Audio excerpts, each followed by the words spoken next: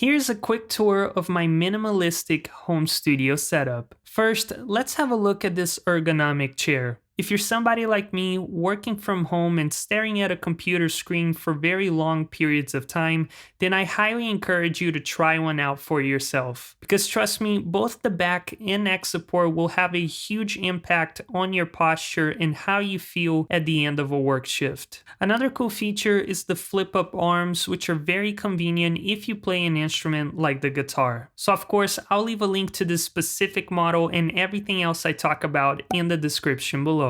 Moving on to the actual desk, this is known as an IKEA hack desk, and you can build one exactly like this by purchasing two Alex drawers, which come in three finishes: black, white, and gray, and then any tabletop with a white finish. The great thing about these drawers is that they're very spacious, which helps me to keep organized and free up a lot of space in my room. My main workstation is the 14-inch MacBook Pro with the M1 Pro chip, and this is the base model, which comes with 16 gigs of RAM and 512 gigs of storage. And even though Apple has released newer models with better chips, I've never felt the need to upgrade because this has been more than enough to handle all of my music and video production needs. But when I'm working from my desk, my laptop is pretty much always connected to this 27-inch ViewSonic color calibrated monitor, which gives me more real estate to work with, which is nice, especially for video editing. In front of the computer, these are the MX keys and MX master mouse. I love how you can customize literally every single button on the mouse to do different shortcuts, so if you want a way to speed up your workflow, this is a great investment. And speaking of investments, the camera that I use to shoot all of my videos is the Sony ZV-E10. Like many of us, I started making YouTube videos from my smartphone, but after doing that for over a year, I decided to level up the production quality of my videos, and I couldn't be happier with the result. So if you're looking for a great camera for YouTube, this is a great choice to get you started. Moving on to my audio gear, this is the Apollo Twin X audio interface, and even though it is not cheap, I do think it's worth the money because it comes with amazing sounding plugins that I use in pretty much all of my productions. Not to mention, you can run all of these effects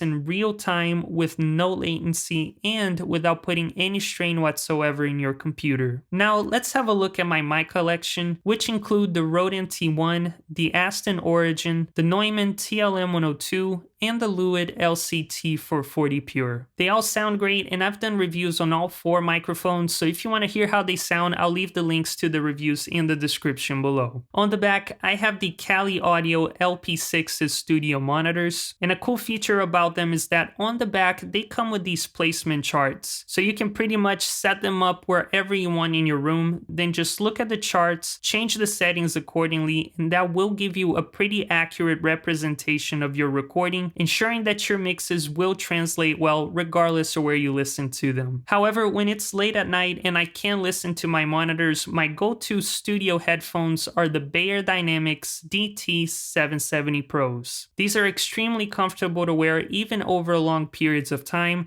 and I do use them for both recording and mixing. By the way, if you're getting value out of today's content, don't forget to leave a like and subscribe to the channel. Also, let me know in the comments section, what does your current setup look like? Next, let's have a look at my guitar collection. This is a Martin DRS-G acoustic electric, and it's the guitar that I've used to record all of my music released on Spotify and for every single mic review in this channel. For electric guitars, I have a Fender Player Series Stratocaster, and I do prefer Strats that have two single coils and one humbucker because it gives me more tonal flexibility, especially in the studio. And my latest purchase is this Epiphone Les Paul Classic, which does have coil splits, once again giving me more tones to pick from, especially for recording. Even though now, over 18 years of recording later, I do own some nice gear, I want to show you this one picture. This right here is one of my first home studio setups, which has evolved over time, which goes to show you that what you're seeing here on YouTube from me and countless other creators is definitely not how we all started. Most, if not all of us, have really humble beginnings, and it does take many years of hard work and savings to get nice equipment. So if you take anything away from today's video, is to start where you are, start with what you have, just get started. The best thing that you can do to move forward in your career is to really take the time to hone your craft. Learn how to record, learn about mic placement, how to gain stage properly, how to use plugins to enhance your recordings. That's what's ultimately gonna make a much bigger impact in your career instead of just focusing on the gear itself. However, if you're a beginner and don't know where to start, then make sure to click on this video